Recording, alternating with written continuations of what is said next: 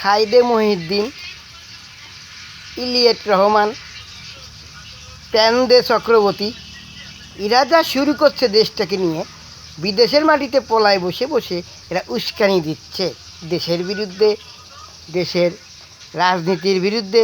আয়না ঘর নিয়ে এরা আন্তর্জাতিক আইনের তোয়াক্কা না করে এক একজন মহাজ্ঞানী সেজে বসে আছে বিদেশের মাটিতে পলাইয়ে।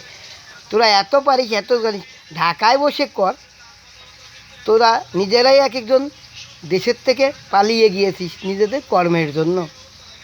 তাই আমি বলতে চাচ্ছি, বর্তমান প্রেক্ষাপটে বাংলাদেশে যে অবস্থা, আয়নাঘরে গেলাম ধানমন্ডি ৩২ নম্বরে ৩ মাস আগে কোনো আয়নাঘর দেখতে পেলাম না। এখন গ্যারেজ হয়ে গেছে আয়নাঘর, গাড়ির গ্যারেজ হয়ে গেছে আয়নাঘর। বুঝছেন আপনারা দেশবাসী কিছু? বুঝতে পারছেন? আর এদিকে মৌলবাদীরা মাথাচাড়া দিয়ে উঠে বসেছে। শেখ হাসিনা ফ্যাসিবাদ, এটার সাথে কোনো দ্বিমত নাই, কিন্তু বর্তমান দেশে যে অবস্থা দেখতেছি, বাপের চালায় ভ্যান, মায়ে করে মানসির বাড়ি কাম, সে হয়েছে উপদেষ্টা, সে হয়েছে সমন্বয়ক। ছি, লজ্জা লাগে এই বাংলাদেশে থাকতে। যাই হোক, আপনারা দেশবাসী সতর্ক থেকেন। বাড়িতে বাড়িতে আগুন পৌঁছয়ে যাচ্ছে আগুন, সতর্ক থাকুন। এরা কারা? এরা দেশদ্রোহী না দেশপ্রেমিক, না কোনো দলের চামচা, না সন্ত্রাসী? হিন্দুদের বাড়িতে হামলা হয়, মন্দিরে হামলা হয়, খ্রিস্টান সম্প্রদায়ের বাড়িতে গির্জায় হামলা হয়, স্বাধীনভাবে তারা ধর্ম প্রচার করতে পারতেছে না। সাম্প্রদায়িক দেশ হয়েছে এখন না অসাম্প্রদায়িক দেশ হয়েছে? ওই যে টক শোতে এক একজন এসে কথা বলে বিভিন্ন রকমের, এরা ব্যাংকের দিক তাকায়, এদের ক্রেডিট কার্ডের দিক তাকায়, এদের পকেটে টাকা যদি যায় ওরা সেই পক্ষেই কথা বলে। দেশপ্রেম বলতে এদের বিন্দুমাত্র কিছু নেই। তথ্য দেখেন, 41, 42 ও 40 ইন্টারন্যাশনাল আইন, শান্তি ও মানবাধিকার নিয়ে সুস্পষ্ট বলা আছে, কিন্তু তার তোয়াক্কা ইউনূসও করছে না। শেখ হাসিনা ফ্যাসিবাদ, সে তো পালিয়ে গেছে। তো এখন তো শেখ হাসিনা, তার আওয়ামী লীগ, তার সব পালাই গেছে। ছাত্রলীগ রাস্তায় খুঁজেও পাওয়া যায় না, নাস্তা খাইতে 4 টেবিলেও।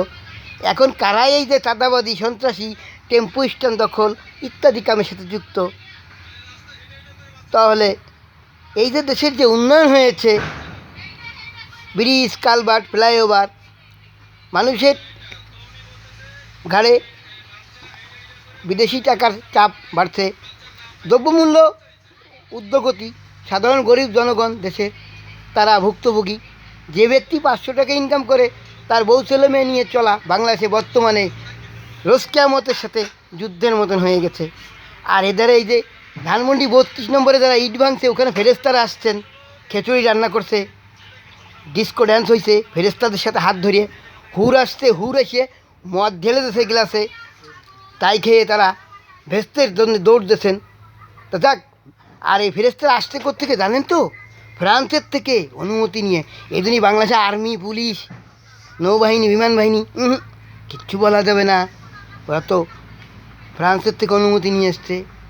ইউনূসের বাড়িতে বসে ভাত গোশ মাছ খাইছে। ভাই, এখনও সময় আছে, দেশটাকে ভালোবাসুন, দেশের মানুষকে ভালোবাসুন।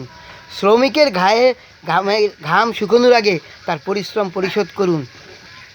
আজ দেশের সব কিছু ধ্বংসের পথে। গণতন্ত্র বলেন আর স্বৈরতন্ত্র বলেন আর ফ্যাসিবাদতন্ত্র বলেন, এখন এই দেশে কোন তন্ত্র হচ্ছে? মৌলবাদতন্ত্র। ফতোয়া দেওয়া হয় সরস্বতী পুজো করা যাবে না, এই করা যাবে না, ওই করা যাবে না। আরে ভাই, আপনারা যার যার ধর্ম শেষে করেন, কারো ধর্মের উপর কেউ আঘাত করেন না। আন্তর্জাতিক আইনের ঊর্ধ্বে কেউ না।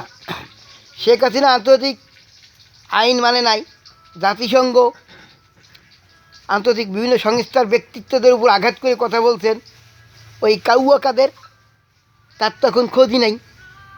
সে কোন গাছের, কোন বট গাছের আড়ালে বসছে, নাকি অশোক গাছের ভিতরে যে বসিয়ে রয়েছে, তাকে খুঁজতে এখন বাইনোকুলার লাগবে।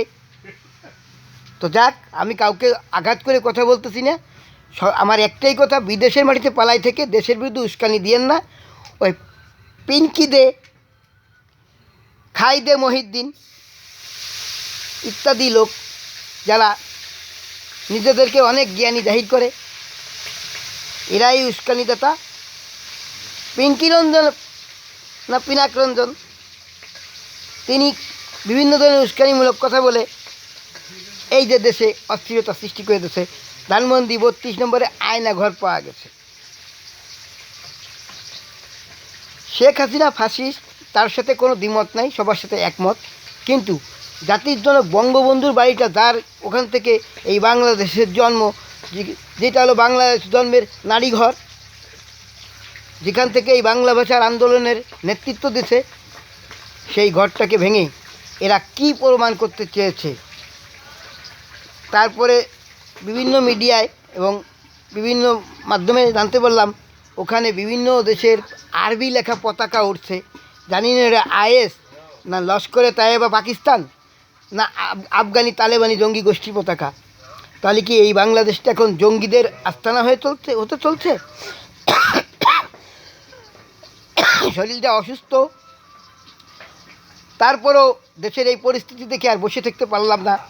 দেশবাসী সজাগ হন, নিজের নিরাপত্তা নিজেই বাড়িঘর প্রতিরোধ করার চেষ্টা করুন।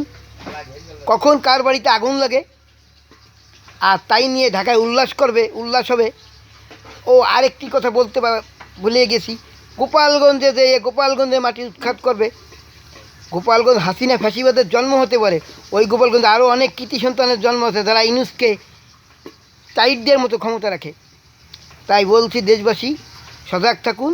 অগ্নিসন্ত্রাস শেখ হাসিনা ফ্যাসিবাদ সরকারের আমলেও বিভিন্ন ইন্ডাস্ট্রি কলকারখানা বাড়িতে হয়েছে, আর এখনও হচ্ছে। তাহলে কি এইটা আর ওইটা একই সূত্রে গাঁথা?